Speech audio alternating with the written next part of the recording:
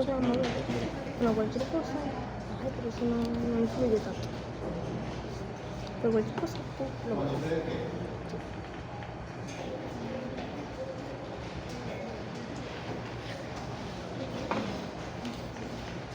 Aspectos semiológicos de la cefalea. La semiología es una palabra que resuena en nosotros desde el primer día como estudiantes del tercer año de medicina. Nos las define como aquella interpretación de la información que nos proporciona un paciente referente a sus malestares. Sin embargo, vamos a detenernos un momento a pensar. ¿Realmente nos hemos puesto a analizar el profundo significado de esta palabra? ¿O para muchos de nosotros sigue siendo un concepto aislado de la compleja realidad clínica que vamos a vivir? Lo cierto es que la semiología es su profunda relevancia o su esencia solamente será comprendida por nosotros a medida que nos vamos a exponer a la práctica clínica diaria, a su vez al estudio de los diversos síntomas y enfermedades. Solo entonces será posible en este campo para nosotros entender la semiología más allá de una simple palabra ubicada en los libros. La vamos a entender como aquella herramienta vital para la práctica médica.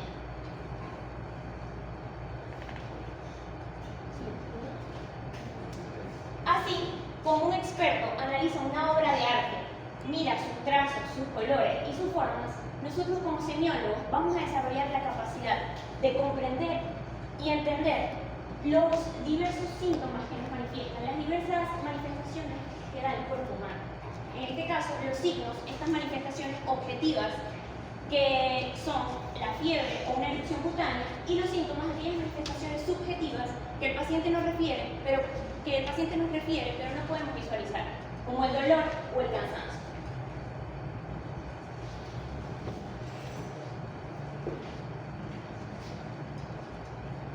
En este vasto campo, pocas obras son tan prevalentes y tan desafiantes como lo es la cefalea. ¿Se han preguntado alguna vez qué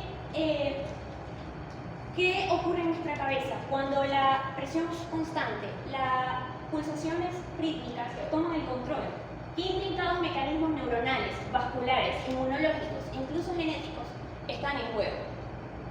Desde los inicios de nuestra civilización, el ser humano ha buscado desentrañar los diversos misterios que constituyen la aparición de este síntoma. Nuestros ancestros lo atribuían a espíritus malignos, desequilibrios humorales o incluso castigos divinos. Hoy día, la ciencia ha avanzado a pasos agigantados y hemos logrado descifrar muchos de estos misterios que constituyen la aparición de este síntoma.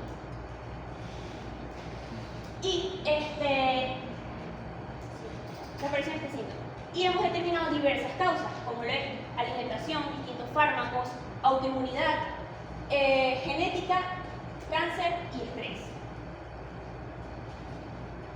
Entonces, la palabra cefalea proviene del latín cephale y a su vez del griego kepalia, porque es la forma sustantiva de kepalia, que significa cabeza, y se refiere a todos aquellos malestares o sensación de disconfort ubicados en la cabeza.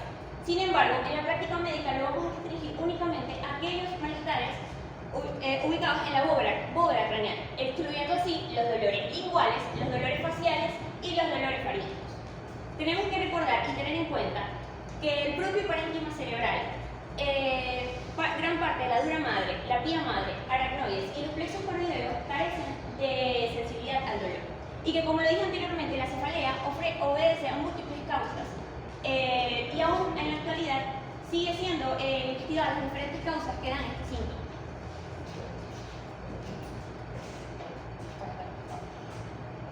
Ok, sin embargo, tenemos que la cefalea sigue siendo, por más que esté siendo tan investigada, sigue siendo uno de los enigmas neurológicos más extendidos y paradójicamente uno de los más subestimados.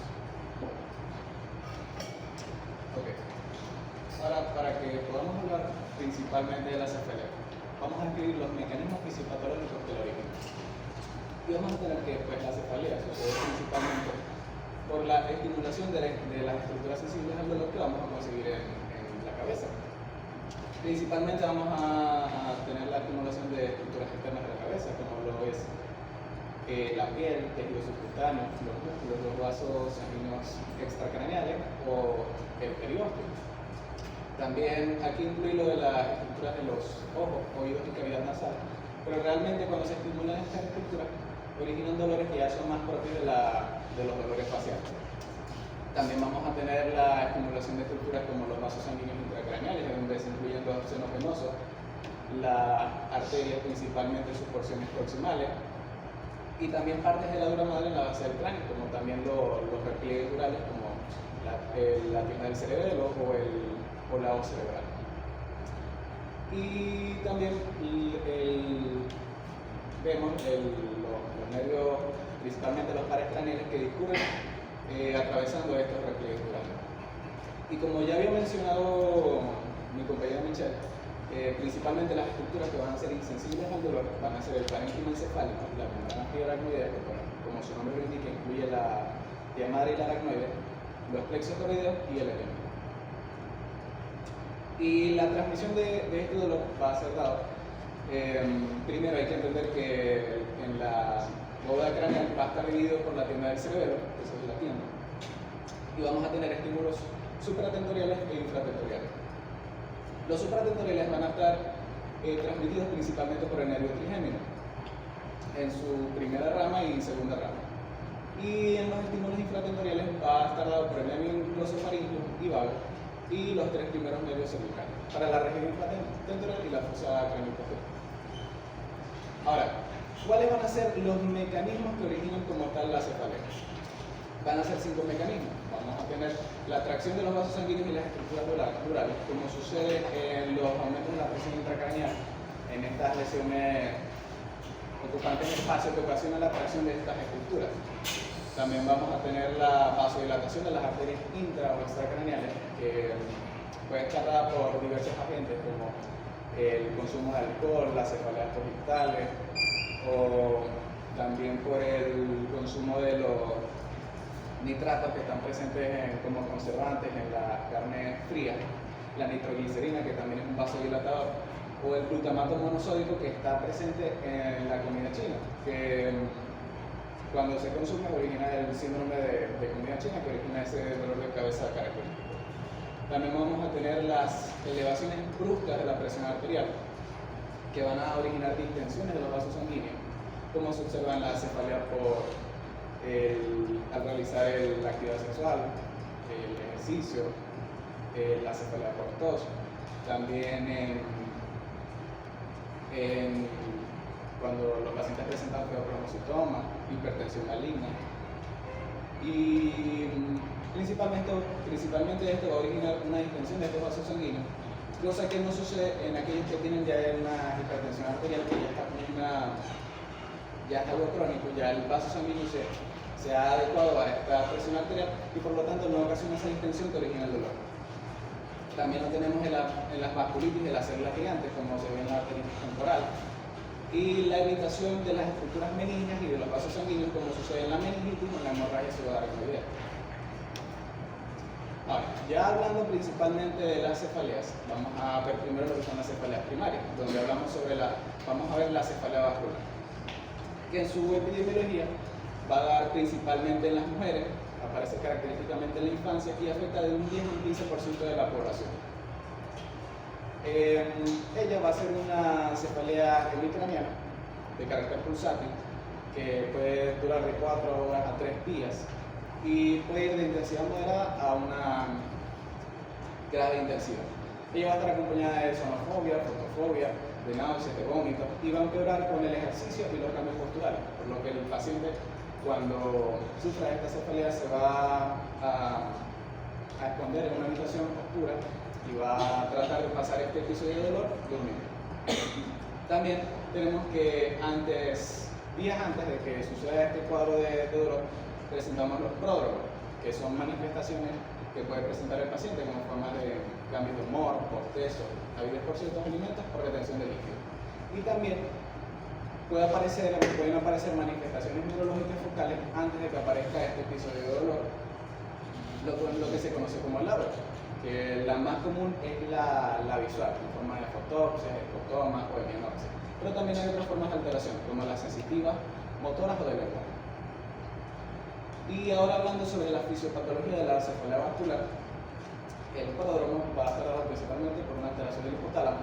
El aura va a estar dado por un fenómeno de depresión cortical propagada que va a ser básicamente un fenómeno de una onda de despolarización que en el caso de la aura visual va a aparecer en el lóbulo occipital y va a avanzar en un ritmo de 3 milímetros por minuto.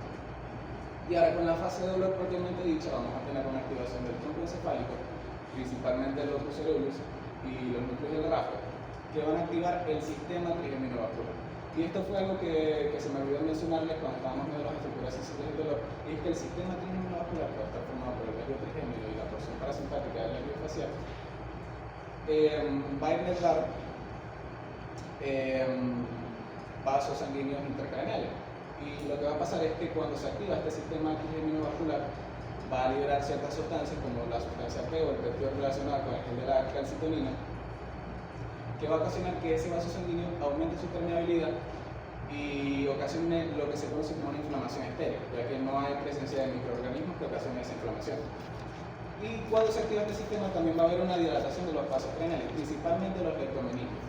Entonces podemos decir que este cuadro de dolor va a estar dado por una inflamación leptomeninge que van a ser principalmente de la pía madre y el aracnoide y de la vasodilatación de estos vasos sanguíneos. Ahora con la cefalea en racimo, en brote o histamínica, vamos a ver que ella es muy rara, solamente aparece en un 0.1% de la población. Aparece principalmente en hombres, en las edades de 20 a 50 años, y su cuadro clínico se va a caracterizar porque es un dolor que aparece triangular, unilateral, de alta intensidad, adquiere esa alta intensidad en pocos minutos de haber iniciado ese cuadro de dolor. Aumenta esa intensidad en 5 minutos después de haber empezado ese cuadro de dolor. Y también va a estar acompañada de rinorrea, lágrima y síndrome de Hoff, que es eso de la imagen que vemos ahí, que va a haber una presencia de una genoftalmia, que va a haber unos rumbidos, y también vamos a ver una miosis. Lo principal y lo característico de esta cefalea en brote es que primero va a haber una periodicidad, va a tener un horario fijo, o sea, va a tender a aparecer en el mismo horario. Se dice que frecuentemente aparece de manera nocturna, van a haber de 2 a 4 ataques al día, que duran de 30 a 180 minutos. Y bueno, puede estar dado en su forma episódica, que dura de 2 a 3 meses, y luego desaparece, no vuelve a aparecer por un periodo de meses a años. O su forma crónica, que se presenta todos los días por más de 6 meses.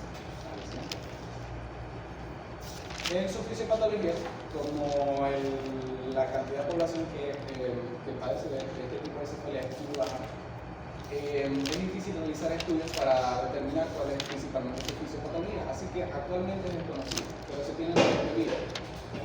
Como la cefalea presenta una periodicidad, se cree que puede haber una alteración hipotalámica. Y como se ha asociado la crisis de dolor con la vasodilatación, también se apunta que hay una alteración del sistema trigeminovascular. Pero también se ha visto que hay difusión de vías de señalizaciones intracelular e intercelular del GABA, canales iónicos o moléculas relacionadas con el proceso de la inflamación, como interleucina 2, molécula de adhesión o histamina. Y por último, con respecto a las cefaleas primarias, vamos a tener la cefalea tensional, que aparece en cualquier edad, principalmente en las mujeres. Se dice que esta cefalea es psicógena porque suele aparecer en momentos de alta tensión o presión, y en las mujeres suele aparecer en la menopausia. A diferencia de la cefalea vascular, es que esta va a ser opresiva, holocraniana y de intensidad leve. Aunque les había descrito que el cuadro clásico de la cefalea vascular es hemicraniano y pulsátil, también puede ser que se presente de forma opresiva o holocraniana, lo que puede conflictir. También que la cefalea tensional, lo que la diferencia de la vascular es que no va a estar acompañada ni de sonofobia, ni fotofobia, ni va a entrar con el ejercicio. Y con respecto a su fisiopatología, pues se observa que va a haber una contractura de los músculos occipitonucales, observándose pues, en la electromiografía. Pero también se ha observado que puede ser por una disminución del umbral de dolor. Ahora les dejo con la cefalea secundaria. Bueno, además de las cefaleas primarias, tenemos también las cefaleas secundarias, que son aquellas que tienen una causa de base, la cual puede ser infecciosa, vascular, neoplásica, entre otras. Ahora les voy a hablar sobre algunas cefaleas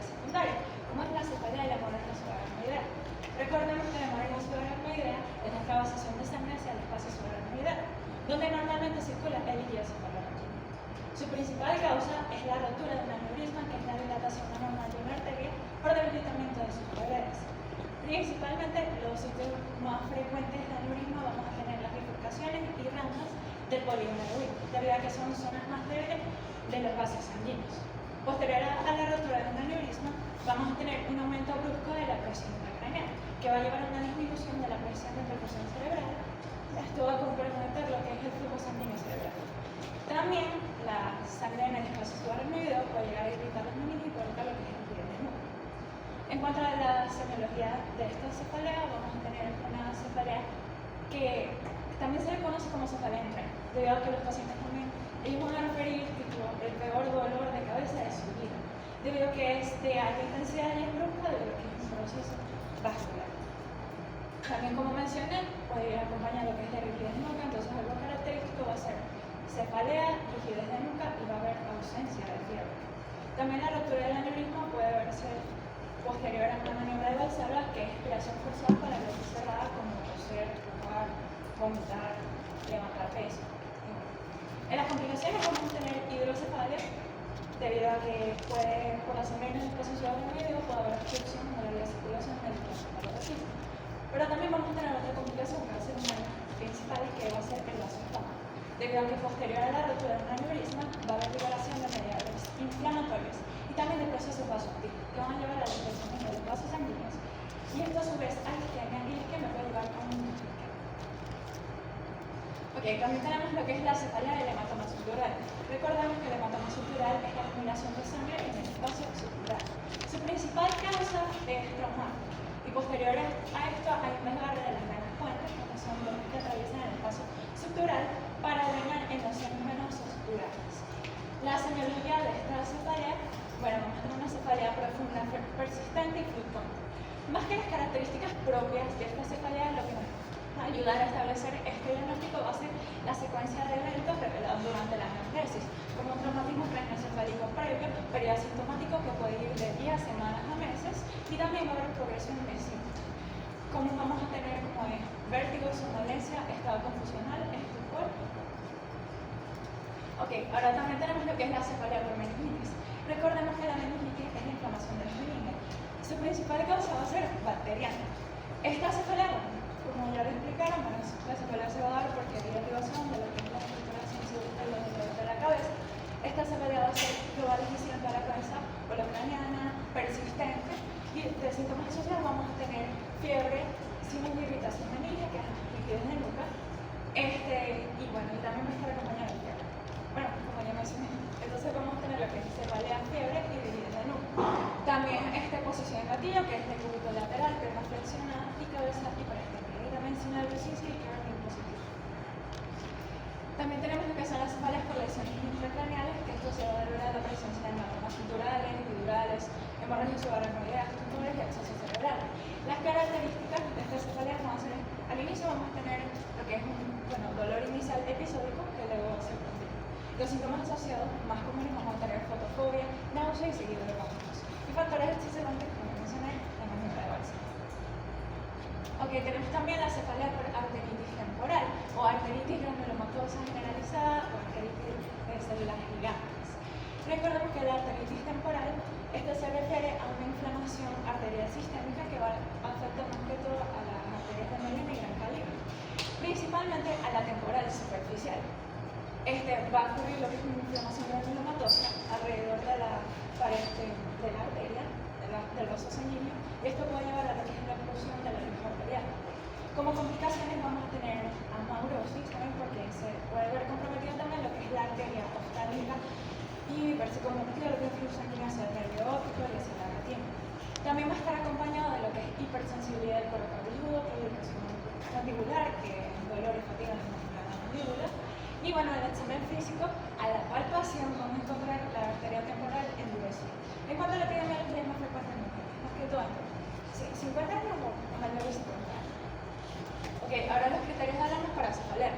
Aquí vamos a tener cefaleas recientes en pacientes inmunosuprimidos, también con neoplasias con riesgo de sangrado.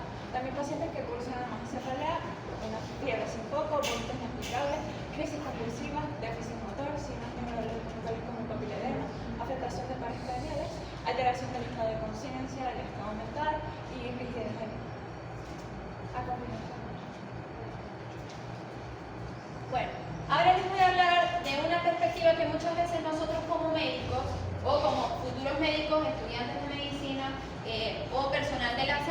no hemos tomado en cuenta a lo largo de este tiempo, y es desde el punto de vista psicológico.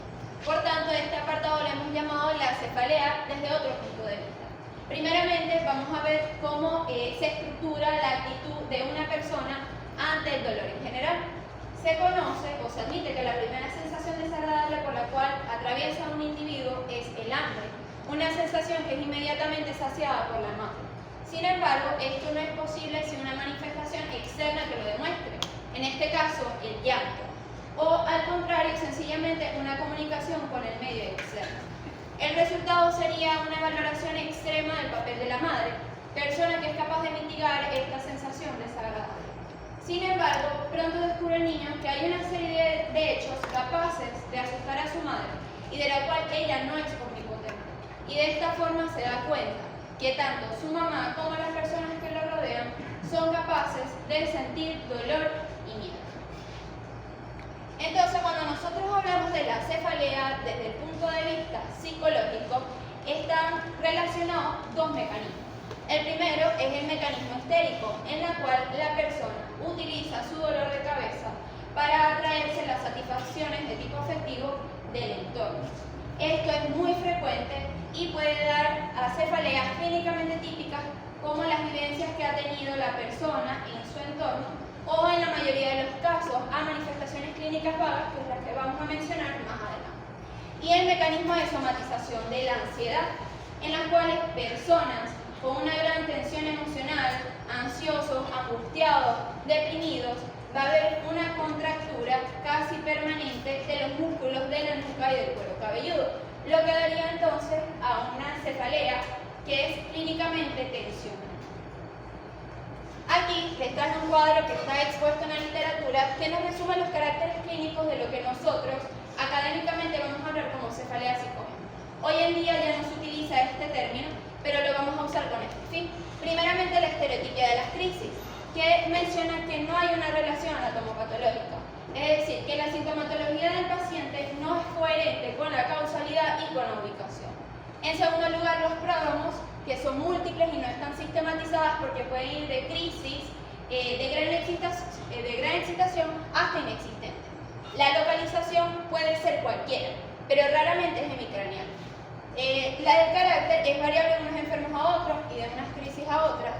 La duración es recurrente. Los fenómenos acompañantes son de índole psíquica, que son súper valorados por el paciente.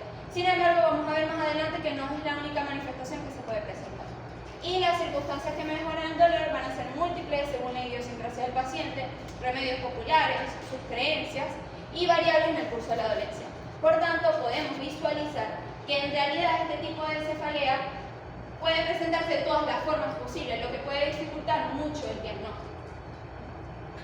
Por tanto, para nosotros poder decir que la cefalea es de origen psicológico, vamos a tener que cumplir, o va a tener que cumplir tres condiciones. Primeramente, después de un interrogatorio exhaustivo, de una evaluación física completa, no podemos encontrar ninguna alteración orgánica que la justifique plenamente. En segundo lugar, cuando el tratamiento habitual no ha dado los resultados esperados.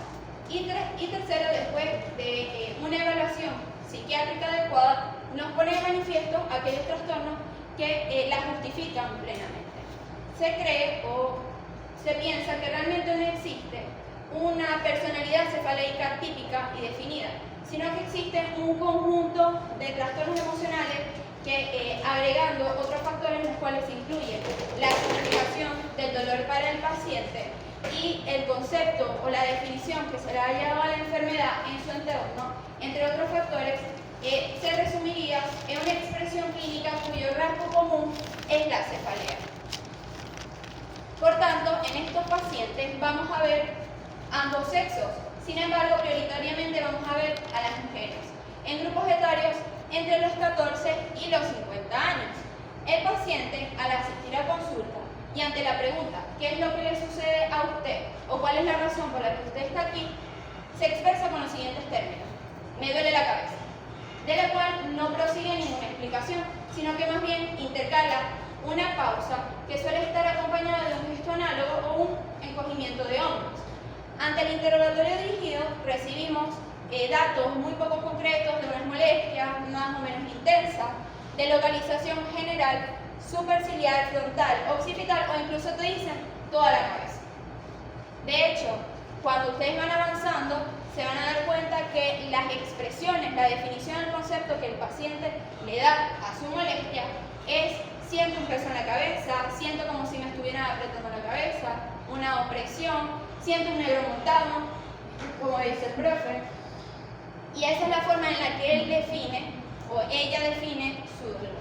Cuando hablamos del ritmo, realmente puede ser muy variable, porque pueden ir desde cefaleas con largos periodos de descanso hasta de aparición episódica, diaria, interdiaria, semanal, bisemanal, alterno, etc. Con respecto a la fenomenología, podemos encontrarnos con todas las posibilidades, porque puede ir desde cefalea como único síntoma hasta una florida sintomatología, de las cuales destaca especialmente las molestias proyectadas sobre el aparato digestivo, específicamente las dispepsias. Ahora, por última instancia, es importante preguntar cuáles han sido los medicamentos utilizados, tanto por consejo facultativo como por decisión propia. Y lo más importante de esto es conocer si el tratamiento, alguno de los medicamentos, ha tenido algún efecto, ya sea total o parcial, en el alivio del dolor. Ahora, con respecto a las complicaciones, en realidad la única complicación que puede presentar este tipo de pacientes es una asociación con otros trastornos psicosomáticos. Por ejemplo, la dismenorrea, como dijimos, las molestias proyectadas sobre el aparato digestivo, desadaptaciones ambientales y otros trastornos psicológicos. En ningún momento vamos a hablar de una complicación de la cefalea en sí, sino que es básicamente la evolución de un proceso psicológico, emocional del paciente que lo proyecta sobre su propio organismo. Por tanto, básicamente la evaluación psicológica del paciente se basa en una historia clínica completa en la cual se incluyan todos esos factores o características personales, familiares, sociales, profesión y cualquier otro rasgo que pueda salir durante la entrevista. Por tanto, aquí podemos visualizar la prevalencia de lo que es la cefalea asociada a trastorno psiquiátrico, que representa el 1%, que es un número que probablemente es muy infravalorado. En la mayoría de los casos, que aquí lo mencionan, un 42% está relacionado con la depresión.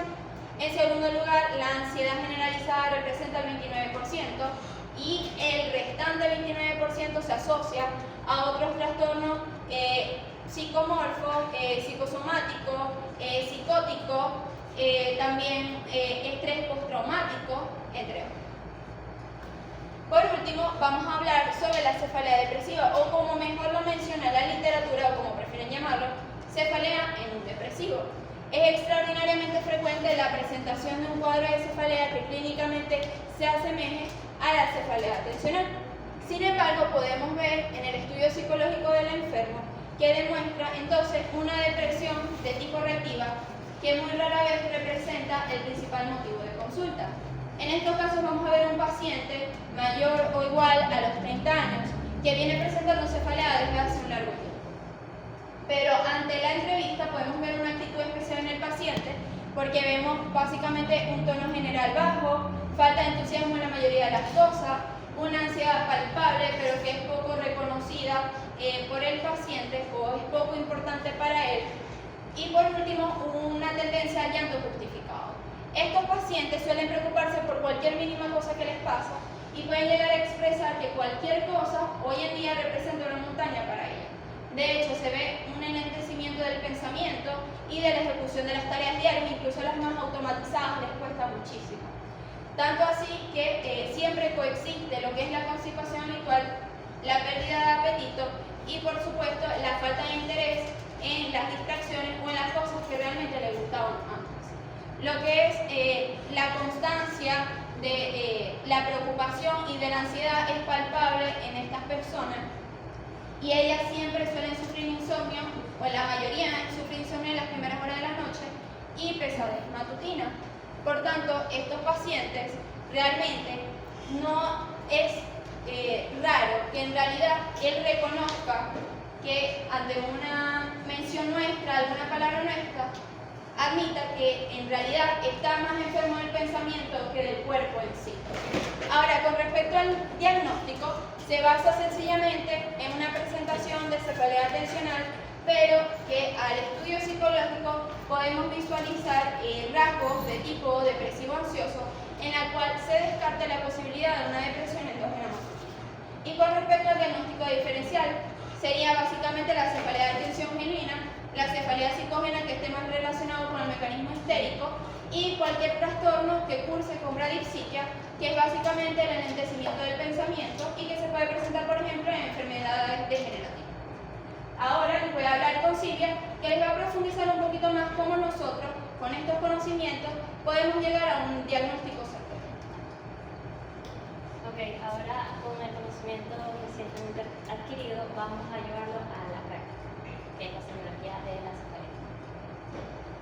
Básicamente, el diagnóstico es fundamentalmente semiológico. ¿Qué creen ustedes que significa esto? Rápido. Sí, es a través del interrogatorio. A través del interrogatorio. Es así como nosotros vamos a poder dar un diagnóstico de una cefalea primaria o descartar cualquier causa orgánica que pueda estar produciendo una cefalea secundaria. Pero esto es lo principal de la semiología, el interrogatorio. Entonces, en primer lugar, nosotros tenemos que obtener una historia clínica completa. Es decir, una historia clínica, un interrogatorio completo, que conste de examen físico completo, examen neurológico completo, que nos permita dar un diagnóstico y un tratamiento correcto.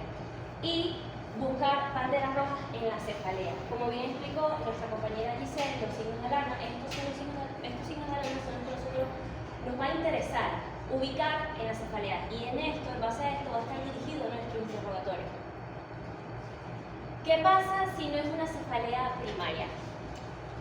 Podemos apoyarnos de esta mnemotecnia, que es el SNUS-4, que básicamente la S está por los síntomas sistémicos como fiebre, pérdida de peso, cáncer, VIH. El VIH, bueno, lo que es cáncer, el VIH, esto es muy importante, son pacientes inmunocomprometidos. Más adelante les voy a profundizar en esto.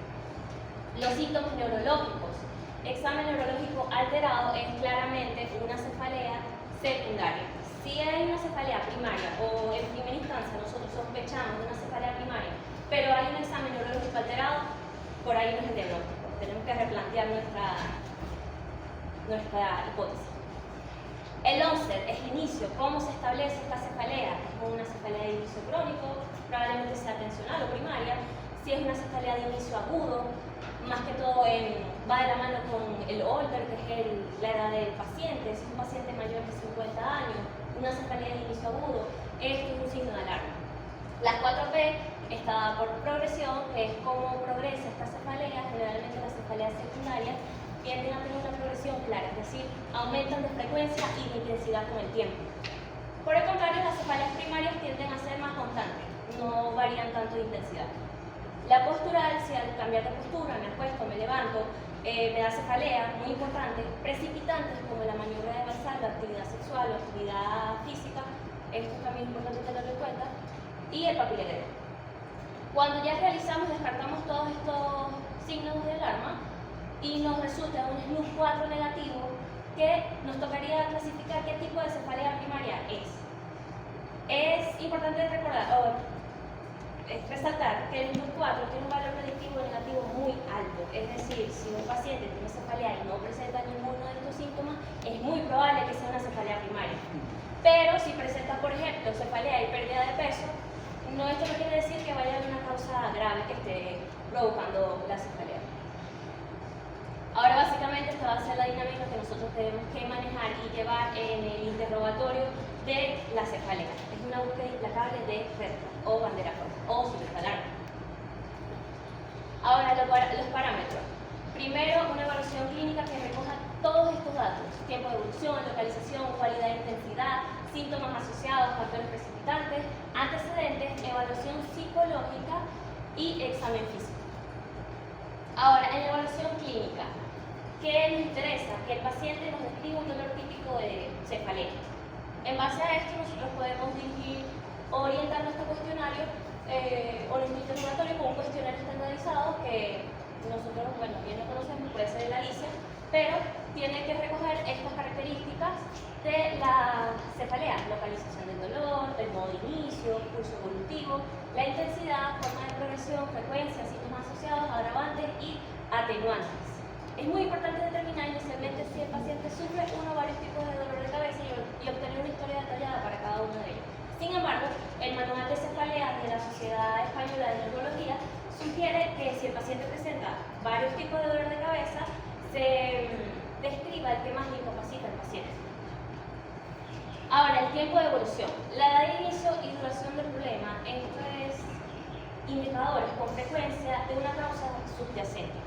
Por ejemplo, un paciente mayor de 50 años, 55, 60 años, con una cefalea de inicio agudo, sobre todo si esta cefalea está asociada a un examen neurológico alterado, ¿qué vamos a escuchar? ¿Es cefalea primaria? Porque, en primer lugar, la edad es crucial, no podemos olvidarlo, o sea, no podemos pasar por alto de la edad. Generalmente, las cefaleas primarias, estas se establecen en jóvenes, aparecen en jóvenes. Y una cefalea, cuando se trata de un paciente mayor de 50 años, esto ya es sugestivo de una enfermedad secundaria que puede estar causando la cefalea. Desde cuando presenta el dolor, se trata de una cefalea de comienzo agudo o es una larga historia de dolores de cabeza, diario. También es crucial, algunas veces para el diagnóstico correcto de la cefalea recurrente, determinar su relación con otros eventos fisiológicos. Por ejemplo, en el caso de las mujeres, menopausia, ciclo menstrual, embarazo o el uso de hormonas, o en qué momento del día le da el dolor de cabeza, qué está haciendo cuando le da el dolor de cabeza. La localización, esto es un dato más dirigido hacia las cefaleas primarias, porque en las cefaleas secundarias no nos va a ayudar mucho, ya que una cefalea secundaria puede iniciar siendo hemicránea y luego puede extenderse al resto del cráneo. Entonces, ¿dónde comienza la cefalea? Hay una relación, es holocraniana, la hemicránea, sabemos que la tensional es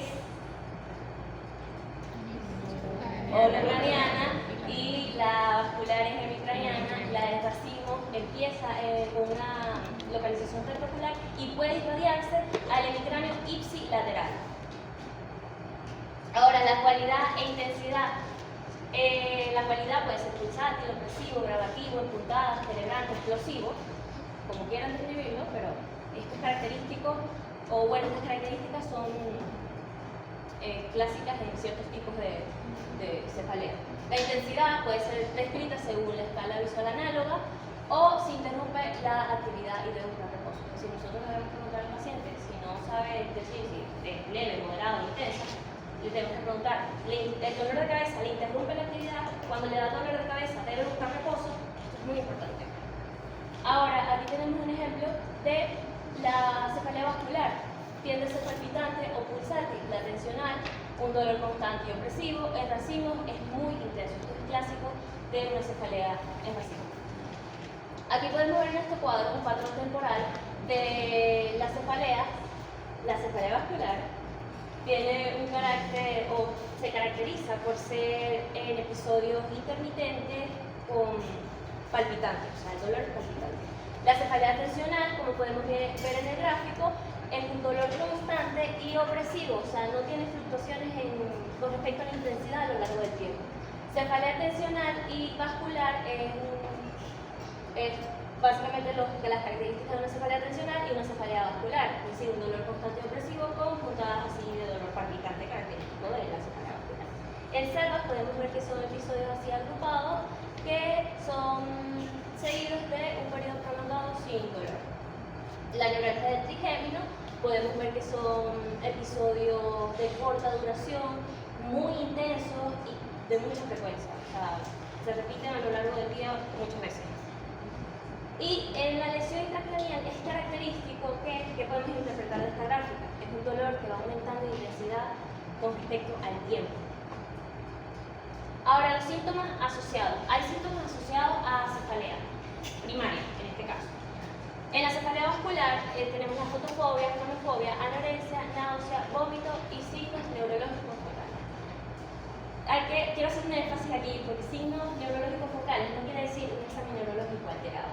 Generalmente estos pacientes les van a decir o les van a manifestar que van a presentar síntomas que si fosfeno, estrellitas, ven manchitas o pierden la sensibilidad de un lado de la cara, generalmente el mismo lado le empieza el dolor. Y esto no quiere decir que va a haber un examen neurológico alterado, no, para nada. Generalmente son signos o síntomas neurológicos transitorios, no deben permanecer. decimos, puede estar asociada con hiperemia conjuntival, ipsilateral, lagrimeo, congestión nasal, rinorrea, sudoración frontal y facial, miosis, tosis y edema palpebral, o lo pueden encontrar en los libros como un síndrome de Horner parcial, inquietud o agitación. Síntomas asociados, bueno, otros síntomas asociados es la rigidez de nuca u otros signos de irritación meningia, la fotofobia muy intensa o el dolor por la movilización ocular. Esto es sugestivo de qué tipo de cefalea. Ahí está, ¿no? Cefalea por meningitis, encefalitis, hemorragia. Cuando hay un estado de alteración de conciencia y crisis convulsiva, ¿en qué tenemos que pensar? ¿Dónde puede estar la lesión? ¿En dónde? En la corteza. Aunque el estado de conciencia podría estar en la corteza. Fiebre y transpiración, sugestivo de un proceso infeccioso. Factores precipitantes, tenemos que el estrés, la privación del sueño, luz intensa, olor intenso, ruidos, movimientos, bebidas como el alcohol o el vino rojo, comidas, medicamentos, el nivel hormonal, es decir, el ciclo menstrual en el caso de las mujeres, y la exposición a agentes infecciosos en pacientes inmunocomprometidos pueden inducir un dolor de cabeza, puede precipitar el dolor de cabeza. Es muy importante que nosotros lo comuniquemos al paciente, si no lo sabe, que el estrés puede ser un factor que pueda exacerbar un dolor de cabeza. También, súper importante, lo que les comenté cuando les estaba explicando en el grupo 4, es que la exposición a agentes infecciosos en pacientes inmunocomprometidos. ¿Qué pasa con estos pacientes? Estos pacientes les pueden llegar a consulta manifestando un dolor de cabeza. Y ustedes les preguntan, ¿presenta fiebre? El paciente no presenta fiebre. Entonces, ¿qué hacemos? ¿Qué es lo primero que hacemos? Negativo pertinente, la historia, fiebre. De una descartamos infección intracraniana y es un grave error. Porque resulta ser que esto, bueno, ¿por qué? ¿Qué pasa con los pacientes inmunocomprometidos? VIH positivo. ¿Por qué pueden presentar cefalea sin fiebre? O sin signos de infectación meningia. Porque hay disminución del sistema inmune. Exacto. Hay una respuesta inflamatoria que no es muy óptima. No hay liberación de interleucina 1, de 6, de factor de necrosis tumoral. El paciente fácilmente puede tener una cefalea sin producir fiebre ni signos de irritación meningia. Agravantes y atenuantes. ¿Existen agravantes? O algo la alivia, por ejemplo, el ruido, maniobra de Valsalva, luz, olores, movimientos cervicales, el frío, la compresión, quietud, sueño, caminar o el movimiento. La cefalea tensional no aumenta con el esfuerzo ni la maniobra de Valsalva. Como bien expliqué, es una cefalea constante, dolor opresivo, y es la única que disminuye sacudiendo la cabeza. ¿Por qué? Porque la cefalea tensional tiene un componente muscular. Nosotros al sacudir la cabeza podemos producir estiramiento del músculo que se puede sentir como una relajación. Pero no le van a decir al paciente, sacuda la cabeza a ver si se le disminuye el dolor. Obviamente no, porque esto más bien puede empeorar algunos otros tipos de cefalea, como la vascular. Esto es más una característica teórica de la cefalea. Mientras que en la cefalea vascular, la compresión carotidia del lado afectado y los derivados del ERCO tienen alivio. Tampoco le van a decir al paciente que se comprima la carotidia del lado afectado, porque esto puede inducir un síncope vascular. ¿Okay? Sigue. La historia médico-quirúrgica y familiar, los antecedentes. ¿Qué tenemos que preguntar? ¿Qué tenemos que tener en cuenta a la hora de interrogar los antecedentes de un paciente? Si es una cefalea de inicio agudo, no podemos descartar la posibilidad de que sea un hematoma subdural. Como bien lo explicó mi compañera Giselle, la anamnesis es clave en esta cefalea. Nosotros debemos pesquisar el traumatismo cefálico, y es muy difícil porque puede ser tan leve, puede ser tan... El paciente no le resta importancia, ¿no? La otra vez me golpeé abriendo una puerta, pero fue un golpe muy leve, no le resta importancia, no lo nombran, no lo mencionan en el interrogatorio, pero debemos preguntarlo, porque desde el momento en que se presenta o sufre el traumatismo cefálico hasta que se presenta la cefalea puede pasar de días, semanas hasta meses, y ya una vez se presenta la cefalea puede terminar hasta en coma si no diagnosticamos correctamente. Ciertos fármacos pueden inducir o exacerbar la cefalea y, por supuesto, los antecedentes de cefalea en la familia, más que todo en el primer grado de consanguinidad, papá, mamá, abuelo, abuela, cefalea vascular, porque ya sabemos que la cefalea vascular tiene antecedentes familiares entre el 55 y 85% de los casos. La evaluación psicológica. La evaluación de comorbilidad psicológica es necesario identificar o descartar depresión, ansiedad, alteraciones del sueño o trastornos de la personalidad. ¿Por qué? Porque estas condiciones van a aumentar la percepción del dolor, van a disminuir la eficacia del tratamiento y van a resultar en un difícil manejo del paciente.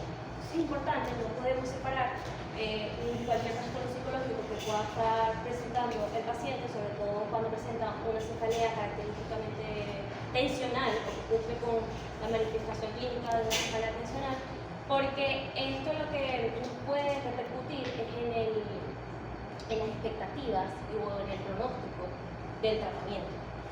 El examen físico, después de evaluar la historia, nosotros debemos realizar un examen físico, así como un examen neurológico completo en busca de signos focales o meningios, incluido el dolor de cabeza a la distorsión ocular.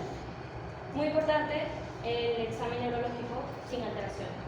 Una cefalea con un examen neurológico sin alteraciones, cefalea primaria. Ahí tendríamos que especificar qué tipo de cefalea es.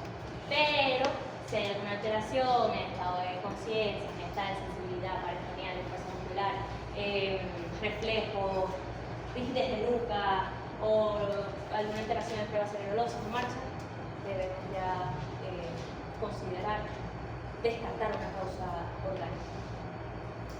Ahora, lo principal es establecer por historia clínica si se trata de una cefalea primaria o si existen síntomas y signos que sugieran descartar una causa secundaria. Este va a ser el papel de nosotros como semiólogos actualmente. Tan solo por historia clínica. Vieron que en ningún momento mencioné exámenes complementarios, no es necesario. Con una buena interrogación podemos llegar a un diagnóstico de cefalea primaria y descartar cualquier causa orgánica que pueda producir una cefalea secundaria. Recordemos que para hacer un diagnóstico correcto, primero debemos sospechar. Y bueno, para concluir, tenemos entonces, como le dijo mi compañera Silvia, que primero se debe sospechar para hacer un buen diagnóstico clínico. La semiología, decimos que entonces es un arte, es el arte de interpretar, de observar los diversos síntomas y trazar un camino que sea coherente para el diagnóstico, para dar un diagnóstico al paciente y lograr lo más importante, el alivio de su dolor. Finalmente, tenemos que tener en cuenta que un buen semiólogo no es aquel que se memoriza las letras pequeñas de cada libro. Un buen semiólogo es aquel que tiene la capacidad de interpretar aquellos síntomas, aquella información de las molestias que le manifiesta el paciente. Y todo con juicio crítico. Gracias.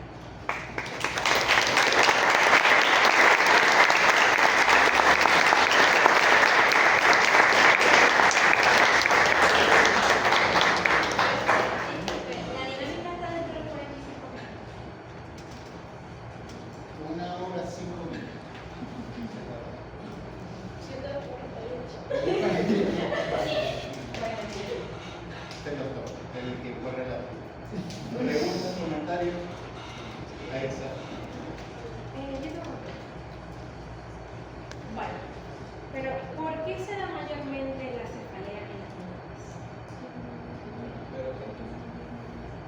Bueno, hay la cefalea de tipo, creo que la tensional vascular, se dan mayormente en mujeres. La que es relacionada con el síndrome de Horner, que es la cefalea intestino, vi que en los caminos era más relacionada a hombres, porque las otras dos son más relacionadas en mujeres, en el caso de la cefalea primaria. Bueno, en el caso de la vascular, se ha visto que por la alteración de los niveles de muscular ocasiona ese proceso de los procesos bioquímicos que originan ¿qué? Y en el caso de la tensional, como mencioné, está más asociada con el proceso de menopausia, pero realmente puede aparecer pero también se asocia también, pues, como ya he mencionado, a la presión, a la adicción, incluso también hay personas que presentan niveles de neurosis, o sea, que son muy ansiosas. Sí, básicamente eso, las mujeres suelen empezar. Ese es el ámbito psicológico, porque la cefalea psicógena también da mucho, preferentemente en mujeres, pero es por eso, nosotras nos estresamos más. Sencillo. Exactamente, son muchos factores genéticos, factores culturales, en donde la mujer en esta sociedad busca de cierta manera lograr ciertas expectativas, lograr cumplir ciertas metas, porque ciertamente, bueno, no sé quién está de acuerdo, pero el hombre es el que predomina en las actividades del día a día, en los trabajos. La mujer en este caso tiene más estrés en el ámbito de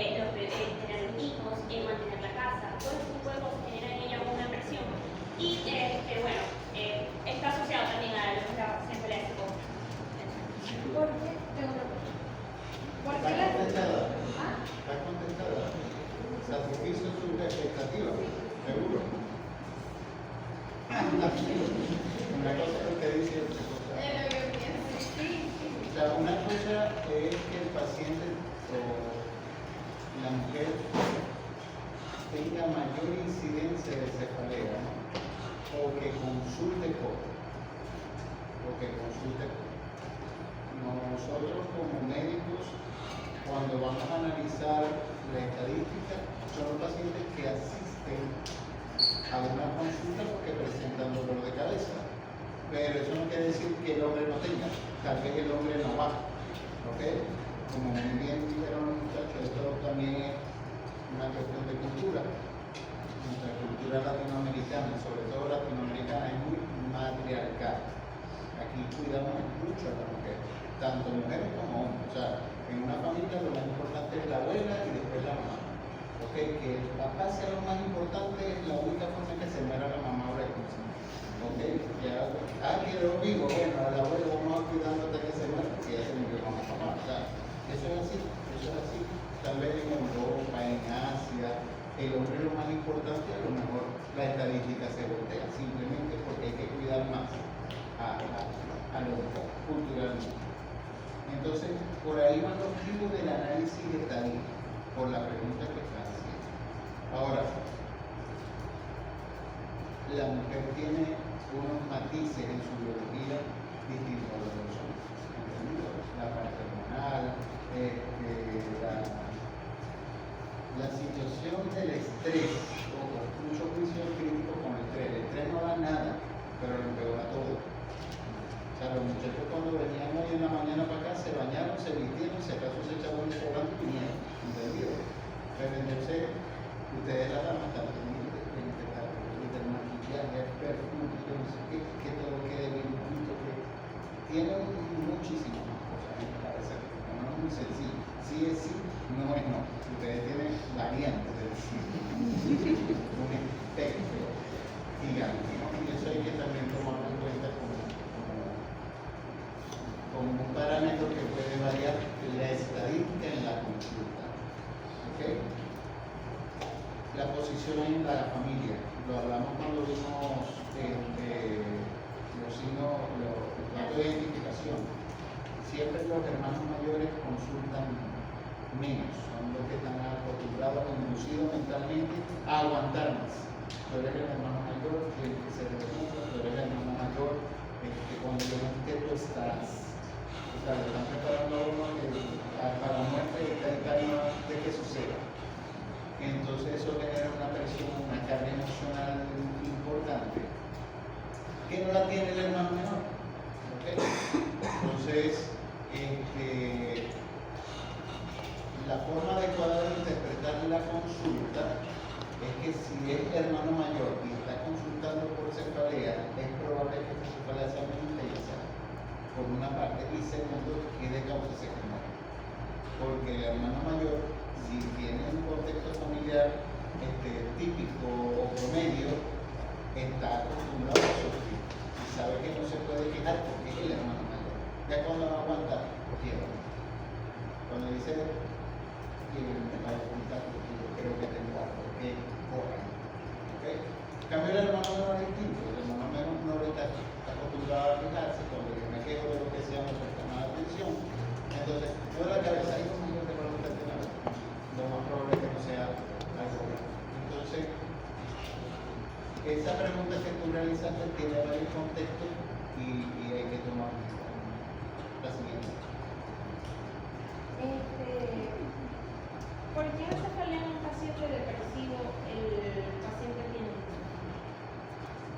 ¿Cuál es la relación con esa cefalea? Bueno, sencillamente son concomitantes de la cefalea en el paciente. Ya sabemos que el insomnio tiene diversos factores por los cuales se da. Nosotros sufrimos de insomnio y principalmente es por la ansiedad. Sencillamente no nos podemos quedar dormidos. Eso es más que todo netamente psicológico desde el punto de vista. Mencioné el insomnio es porque es una forma en la que nosotros también podemos relacionar o llegar al diagnóstico de que en realidad la cefalea es prácticamente psicológica. No, yo te lo pregunto porque, o sea, en pacientes con cefalea, o por ejemplo, uno cuando no normalmente tiene cefalea, lo que quiere es descansar. Sí. Entonces,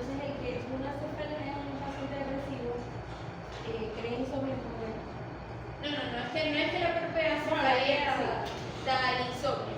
Es que la persona vive preocupada, vive estresada, vive angustiada, vive triste. O sea, las personas depresivas prácticamente tienen una ola de pensamientos diarios porque tienen una hipervigilancia. Todo les preocupa, todo les llama la atención, todo lo que pasa en su entorno, lo que les pasa a ellos mismos, es como si se magnificara.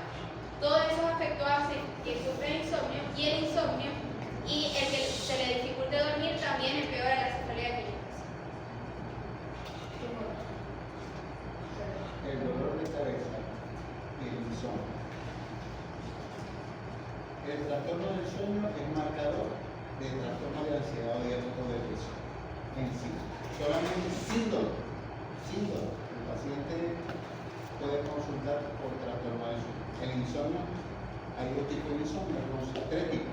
Conciliatorio, cuando cuesta quedarse dormido, de mantenimiento, cuando se duerme pero se despierta mucho, y el mixto, cuando le cuesta quedarse dormido y después que se duerme se despierta de nada. ¿Okay? Pero tenemos un fenómeno que es el sueño no reparador, es decir, el paciente duerme en una cantidad aceptable, pero no siente que descansa. Eso equivale a un insomnio. Si hay una relación fisiopatológica de insomnio con cefalea, es porque el sueño no es reparador, es decir, el paciente no tuvo la relajación muscular. Pues, habitualmente son entre 4 y 6 periodos de relación muscular asociados al sueño REM que hay durante un sueño reparador. ¿Cómo saben ustedes que el paciente reparó? ¿Cuál es la pregunta típica en el interrogatorio? Para saber, bueno, ¿el sueño fue reparador o no fue reparador? Fuera de que esté cansado o no esté cansado. Independientemente si descansó o no descansó. Si cualquier día lo despierta o si no se despertó en ningún momento de la noche. Si toda la noche.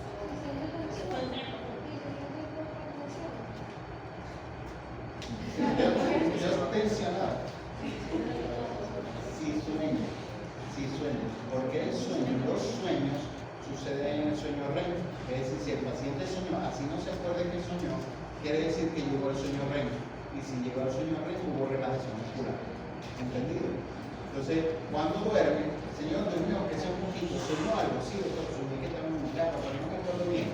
Bueno, llegó al REM. Y si llegó al REM, hubo 15 minutos de relajación muscular. Entonces, muchas veces, dentro de la estrategia terapéutica, es inducir el sueño REM para que el paciente, y hay estrategias para eso. Lo que no es por eso, puedo decir que psiquiatría.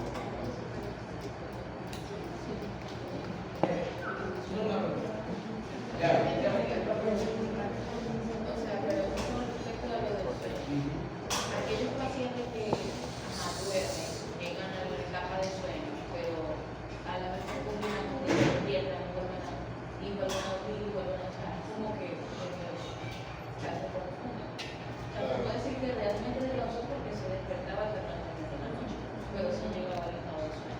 Si llegaba al REM, llegaba al momento rápido. Que el paciente puede despertarse mucho y descansar. O sea, no tiene absolutamente ninguna relación que se despierte. De hecho, hay personas, ustedes lo pueden ver en sus familiares, o mejor ustedes mismos, que toman una siesta al mediodía. Duermen 10 minutos, esos 10 minutos sueñan y descansan. Y descansan. Aquí viene ellos. Hay gente que tiene que dormir, ¿sabes? Entonces, no, eso es hábito. ¿Cómo va esto?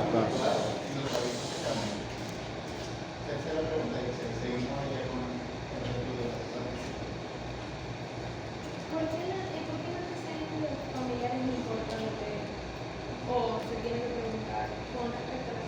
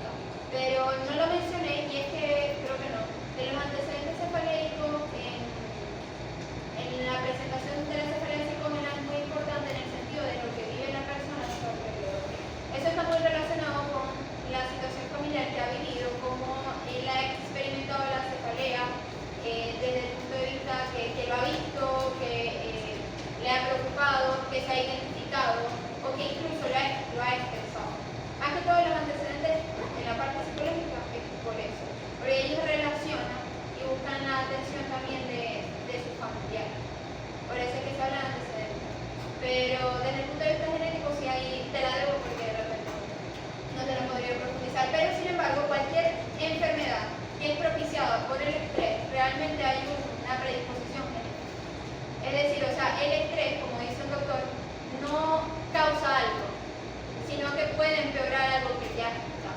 Entonces, por supuesto, estas personas pueden tener una predisposición genética a sencillamente sufrir. ¿Han visto el meme por ahí de la niñita que llora? Estoy embarazada y se expresa? O sea, si una persona está viendo toda la vida que papá o mamá sufre un dolor de cabeza, dolor de cabeza, dolor de cabeza, porque cuando dicen dolor de cabeza, y eso es psicosomático. Ojo, cuando digo psicosomático no quiere decir que yo estoy loco, estoy diciendo que tengo dolor de cabeza para tener una ganancia secundaria, sino que realmente tengo dolor de cabeza.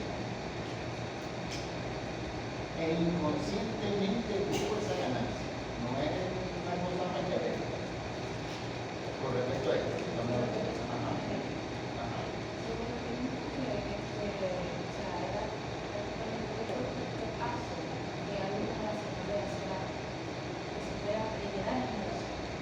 Y ahí varias cosas, por ejemplo, veía que se ve como sistema neurológico, también relacionado con la parte de la serotonina, también hay unos genes específicos que son ácidos. Pero sí hay unos problemas genéticos que hacen que las cosas como la cefalea sean heredables. En los años 90 había un término horrible, que era migralepsia. Migraña combinada con epilepsia. Lo que parece esa teoría de los canales, se trataba la migraña como epilepsia. Y eso se le colocaba lo que llamaba igual. Eso fue a finales de el retorno al baile. Y bueno, hay muchas teorías. Todas teorías que tratan con por el hecho de la ley.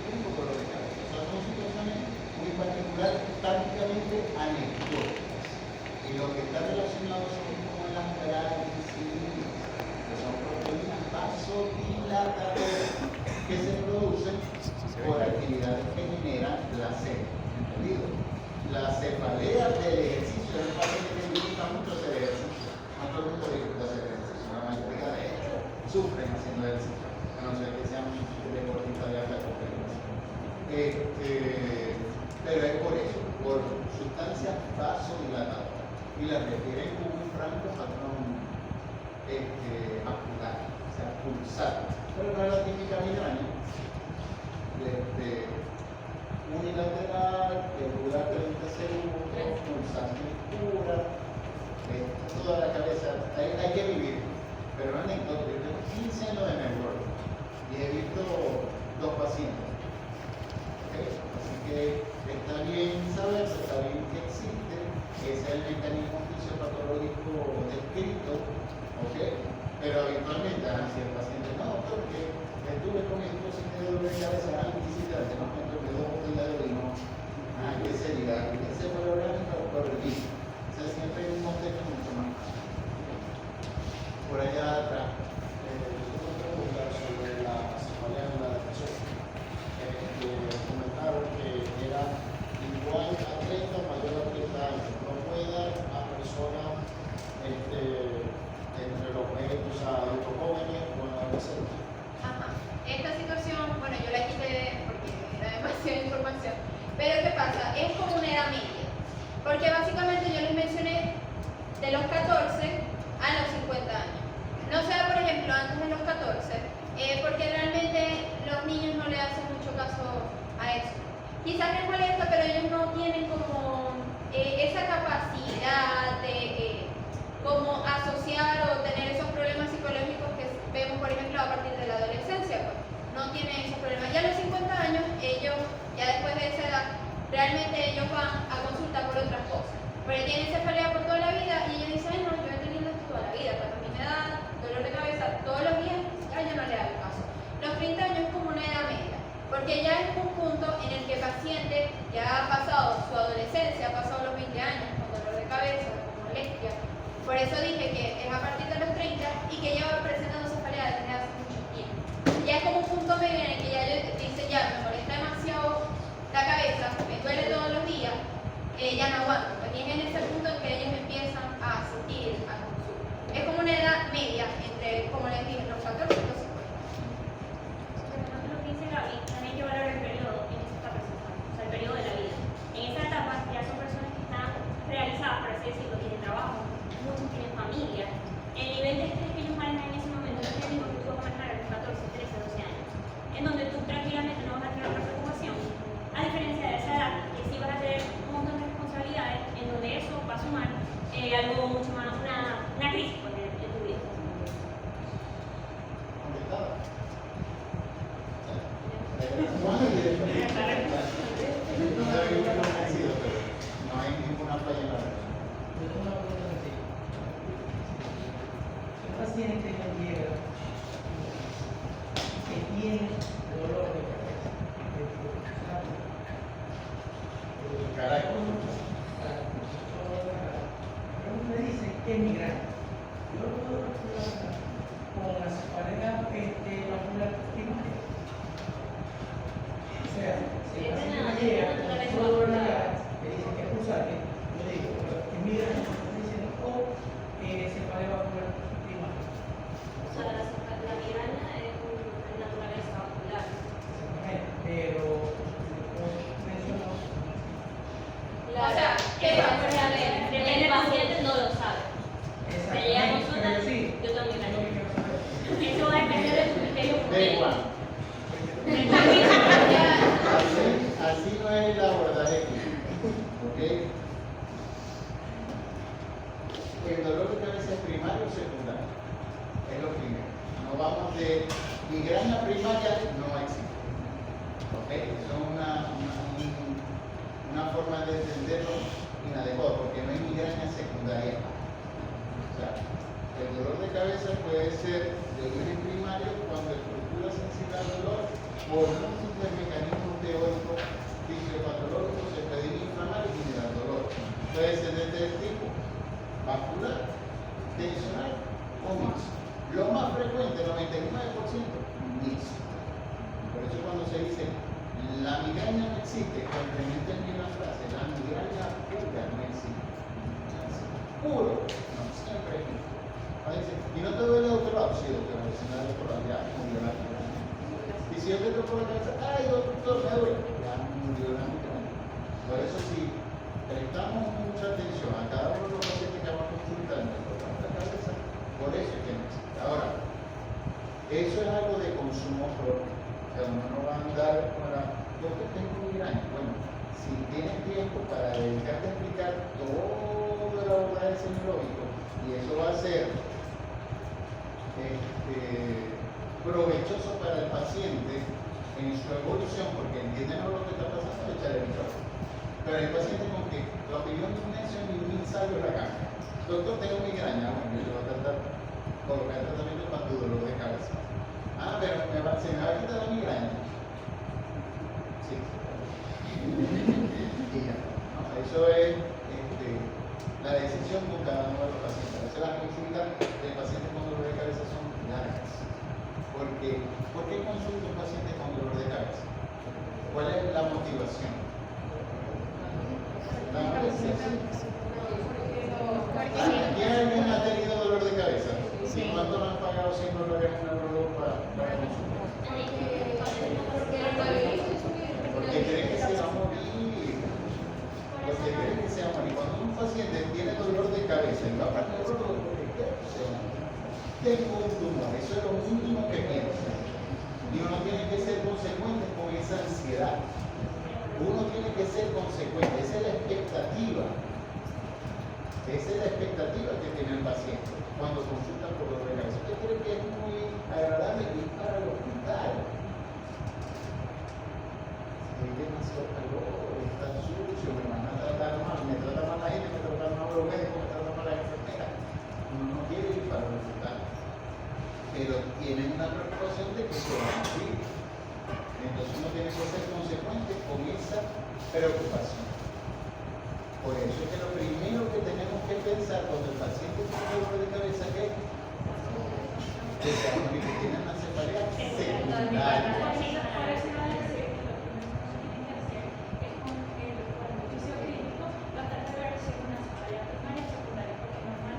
El paciente que vaya al neurólogo normalmente es porque hace una cefalea secundaria. ¿Y cómo sabemos que es secundario? Porque presentamos los signos de alerta. Signos de vómito, déficit, crisis convulsiva, alteraciones de la conciencia, alteraciones mental. Es lo primero, ¿no? Ni el nombre se lo recuerda. Doctor, ¿qué dolor de cabeza tiene? ¿Has convulsionado? ¿Te está diciendo locura? No. ¿Qué? ¿Cómo te llamas? Porque lo primero, a veces no ni pregunta el nombre, porque tiempo el cerebro. 10 segundos que yo me tardes, paciente aumenta el riesgo de fallecer, o si queda vivo, por culpa de nosotros. Y por ejemplo, el ejemplo de hematomascular que se puede presentarse en días o meses. Tiene hematomascular en un dolor de cabeza. Porque el paciente, cuando tiene hematomascular, tiene alteración de estado mental. Entonces, no se queja del dolor de cabeza. Entonces, pero y eso son cosas que se ven. Entonces, cuidado con eso. Primero, el paciente tiene dolor de cabeza, pensar en un proceso secundario, es decir, dolor de cabeza secundario a una enfermedad intracranial que potencialmente puede afectar su vida. ¿Cómo sé yo que está pasando eso? Porque pregunto los signos de peligro. Si alguno de los signos de peligro es positivo, procedo a hacer el examen físico neurológico, como lo explicamos. Porque si el paciente tiene dolor de cabeza primario, ¿cómo va a estar el examen físico neurológico? Perfectamente normal. Perfectamente normal. Pero si el dolor de cabeza es secundario, vamos a encontrar algún hallazgo. Vamos uno por uno por los parámetros, en alguno hay alguna alteración del estado de conciencia mental, de la sensibilidad, de los pares craneales, de la fuerza muscular, de los reflejos, alteración de la marcha o de la fuerza cerebral. Si en alguno de los 7 parámetros del examen físico neurológico hay alguna alteración y el paciente tiene dolor de cabeza, eso es secundario hasta que se muera. Y en consecuencia hay que colocarle terapéuticamente esteroides para desinflamar lo que yo no sé qué está pasando. Y solicitar una imagen que es importantísimo porque probablemente potencialmente necesita antimicrobianos. Eso lo han visto todos en estos meses que han ido para el hospital, porque se ingresan bastantes pacientes en el hospital con problemas neurológicos que yo quiero consultar. Ahora, si el paciente tiene dolor de cabeza, todo el interrogatorio de elementos secundarios es negativo y el examen físico perfectamente normal, ahí empezamos a conversar. Bueno, cuéntame de tu cosa. ¿Dónde te empieza? ¿Para dónde se te va? ¿Qué se parece? ¿En qué momento te da? ¿Qué te lo aumenta? ¿Qué te lo quita? Tienes tiempo para conversar. ¿Y en qué trabaja? ¿Y te molesta el sueño? ¿No te molesta el sueño? ¿Descansa? ¿No descansa? Excelente, hay el tratamiento de calor. Y aprovecha en esa conversación de discriminar si es predominio muscular, si es predominio tensional, si es 50-50 mixto, y a partir de ahí posteriormente, sabiendo que no necesita ninguna imagen, coloca el tratamiento para los mujeres. Se acabó la vida de la secundaria. ¿Okay? Eso sí es un consejo que les doy, tenemos que hacer más sencilla las cosas. El seminario estuvo excelente, la numeraron. Ya no iba a salir el corazón cuando los numeritos en la lámina. El fondo blanco, las letras en buen tamaño. Lo hicieron a su estilo, me pareció un buen estilo, un personal, no se pareció a la clase que yo vi, eso es importante, que se hubieran dado una cuidada. Pero tienen esa, cuando redacten la monografía, la secuencia, ¿ok? Tal vez lo que dijo Silvia, ponerlo primero, y después lo demás. ¿Ok? Yo creo que en la forma práctica, en como debe ser redactado, debe ser así. ¿Ok? Lo decide primero y después seguimos con algo. ¿Alguna otra pregunta o comentario? Yuri Mari. Yo tenía entendido o pensé que los muchachos irían a hablar sobre lo que era la cefalea de tipo vascular y la cefalea celular de tipo tensional. Y hablar sobre la mixta, que serían componentes sobre la vascular y la tensional. Ellos mencionaron mucho lo que era la neuralgia de trigémino, que sería dolor facial, ¿verdad? Lo nombraron, que sería el dolor facial. No sé si lo nombraron simplemente como para tener... ¿Cuál es el comentario obligado? Ya que tenéis 3 meses conociéndome, habéis escuchado hablar bastante de dolor de cabeza. Que viste toda la clase de que si la neuralgia de trigémino debería de ir en este componente de cefalea, simplemente.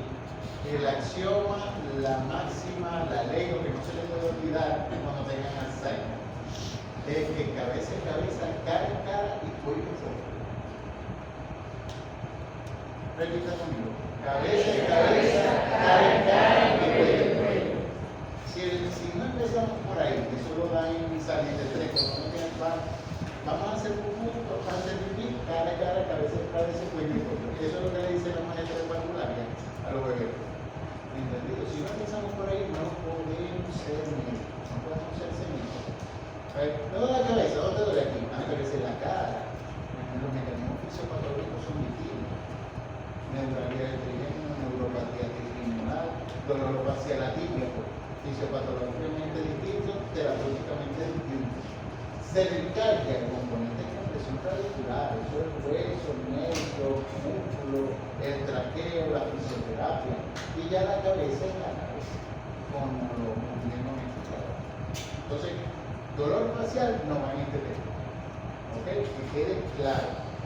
De hecho, el dolor de cabeza, el predominio vascular, el dolor empieza en la cara y puede irradiarse, pero si el dolor es solamente en la cara y no va para la cabeza, eso es una migraña.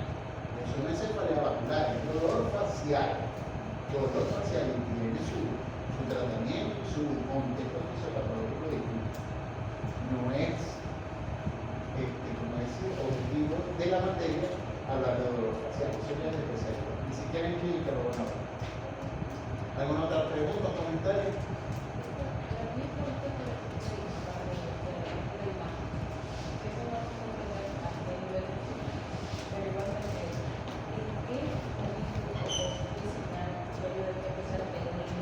Donde el paciente refiere a un síntoma relacionado a cefalea secundaria. O sea, el paciente tiene dolor de cabeza de base.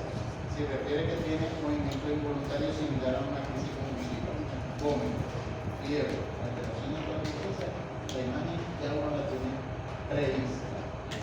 Cuando vamos al examen físico o neurológico y sale algo positivo, ya es más, como si algún elemento terapéutico me coloca el esteroide para que se vaya desinflamando lo que te inflama, no sabes si es un humor, un aneurisma, una meningitis química por sangre, lo que sea, coloco un betaína intramuscular, anda a hacerte la resonancia. Y si sospecho que hay sangre, tomografía es más sencillo, analgésico. ¿Ok? Pero tiene que ir más claro. Cuando a veces eso no puede ser. ¿Alguna otra pregunta? ¿Comentario? ¿Están en la capacidad de ver un paciente con dolor de cabeza? Sí. ¿Se sienten en la capacidad? Sí. Es que es muy sencillo. Es que es muy sencillo.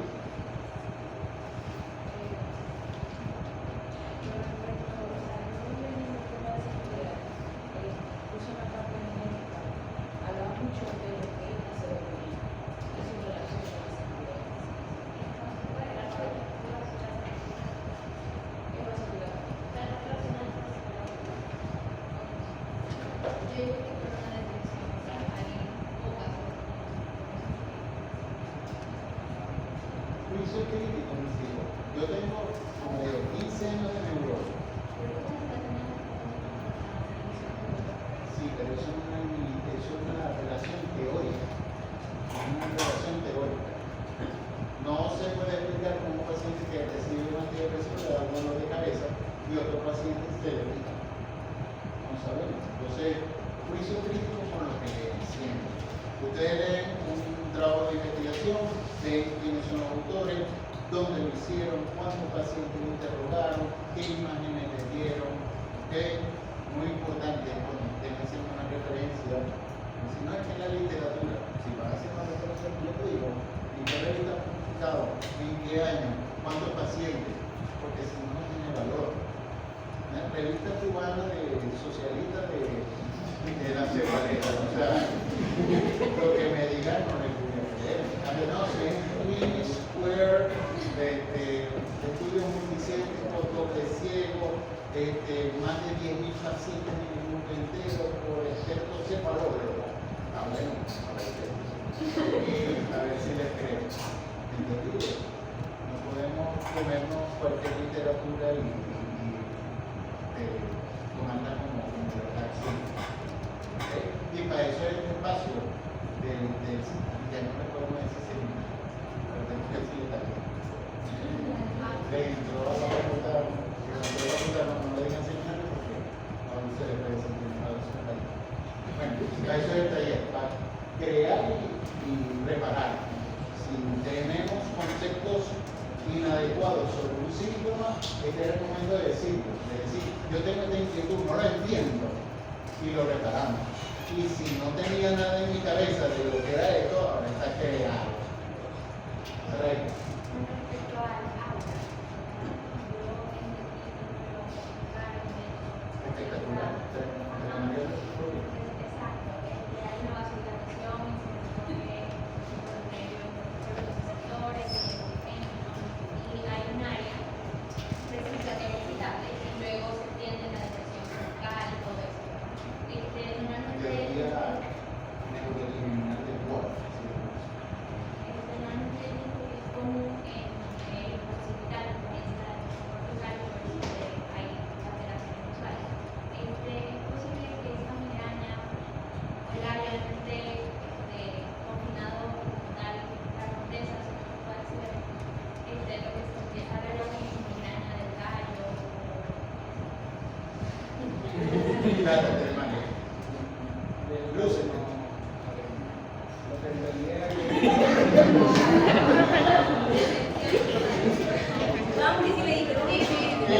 Nada, por ya.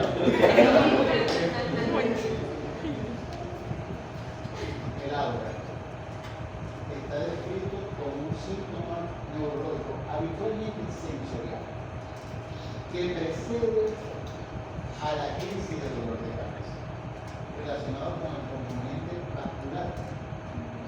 Hay un fenómeno de vasoconstricción inicial que disminuye el flujo sanguíneo cerebral a ciertas áreas de la cabeza. Cuando predomina el circuito posterior, esa área afectada es el occipital, por eso el paciente puede ver fenómenos visuales, o freno, o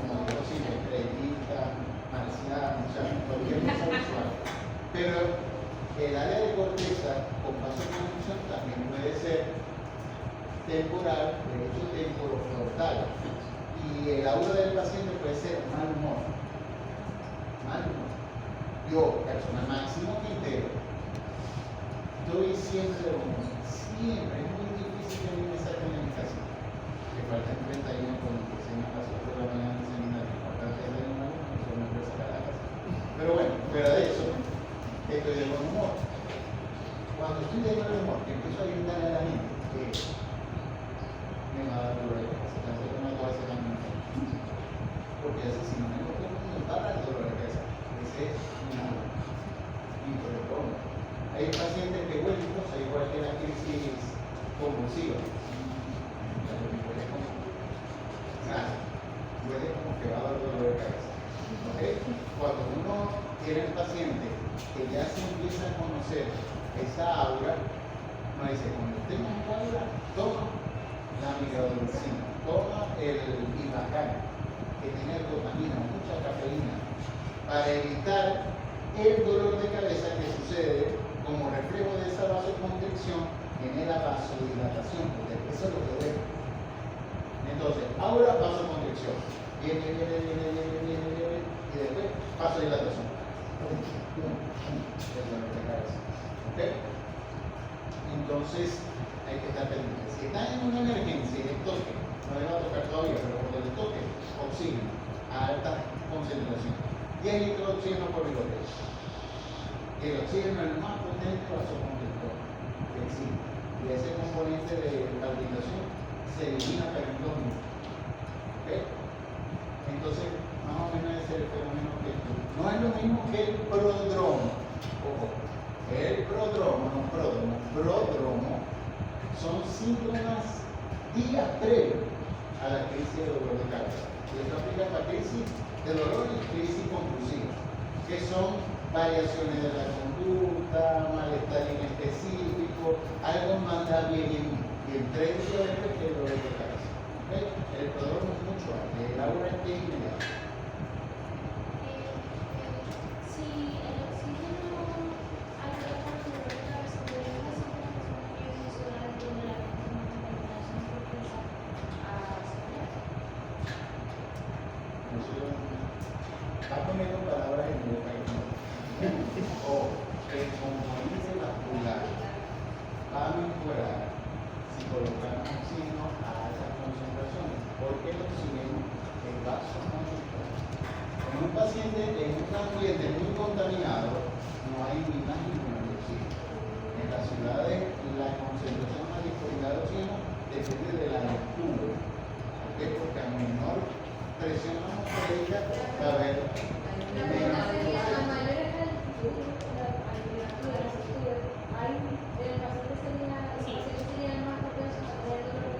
el paciente que está acostumbrado a estar a nivel de mar como nosotros, que estamos aquí en el lago, estamos debajo del mar. En la orilla, en el mundo oriental, estamos debajo del mar. Y cuando ese paciente que está acostumbrado a una presión atmosférica de 720 milímetros de mercurio sube a medida, que estamos a 5.000 a 500 milímetros de mercurio, ese cambio de presión genera vasodilatación. Mucho. Pero eso lo vamos a ver cuando veamos dinero. El mal del páramo lo vamos a ver cuando veamos fisiología de las grandes alturas y de las grandes profundidades. Eso es dinero. Profe, yo tenía una duda porque yo leí en el Farrera y en el Harrison que hablan de cefalea por punción lumbar, pero yo quería saber más o menos por qué es que se da la cefalea. Cuando el paciente se le hace la punción lumbar, retiramos la aguja sin el mandril, queda una fibra, o sea, una comunicación. El paciente va perdiendo el líquido cefalorraquídeo y la presión intracraniana genera un dolor por tracción, porque todo el encéfalo se quiere salir por ese hueco.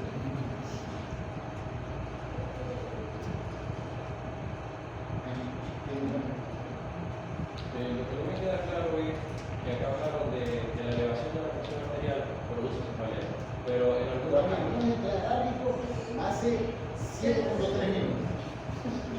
Ajá. O sea, lo que quería decir es que en algunos libros dice que el aumento de la presión arterial no tiene que ver con la cefalea. Absolutamente nada. Y en algunos otros habla de que solamente a nivel, la presión arterial a niveles muy altos puede producir cefalea. Entonces eso es lo que no me queda claro. Nunca la presión arterial genera dolor de cabeza. Jamás. Jamás. Porque fisiopatológicamente se aumenta la presión arterial diastólica, quiere decir que hay un mayor vasoconstricción, y eso no va a generar dolor. ¿Okay? Ahora, la encefalopatía hipertensiva, cuando la vasoconstricción es sostenida y la neurona no recibe suficiente oxígeno durante un tiempo prolongado, genera edema cerebral. Y cuando se matiza la neurona, tracciona raíces vasculares, raíces extraventriculares y la misma medida. Por eso que la encefalopatía hipertensiva puede generar dolor de cabeza, pero no es un requisito sine qua non. Encefalopatía hipertensiva si la presión muy elevada y alteración de la conciencia. Si hay cefalea, suma, pero si no hay, no resta.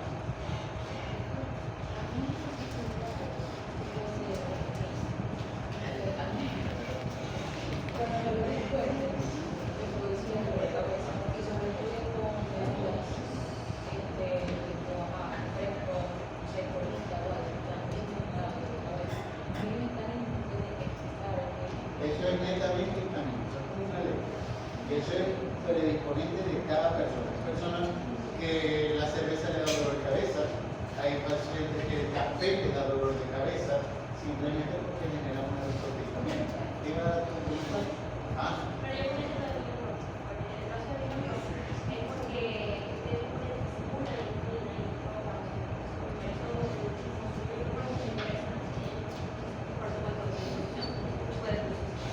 Me dicen, tome vino. Ah, doctor, pero es que a mí me gusta el vino rojo, lo que más de todas las cosas. Claro, uno no se adapta. Bueno, jóvenes, entonces modifiquen la monografía con base en todos los comentarios y las preguntas. Porque recuerden que con el favor de Dios, si todo va bien, todas las monografías van a ser reunidas al final y vamos a publicar un libro. Así que presten atención a lo que estamos escribiendo. Con todas las monografías, la bibliografía. ¿Ok? Importante. Vamos a entender ahora, en este momento, no tiene que hacer nada. No, la dinámica no. Porque, ¿cuánto tiempo tienen estimado para la dinámica? No, porque ya son las 10. O sea, Pero, ¿cuánto tiempo? No pasa nada. Entonces vamos a escoger ahora los seminarios que vienen para septiembre. trajimos galletas.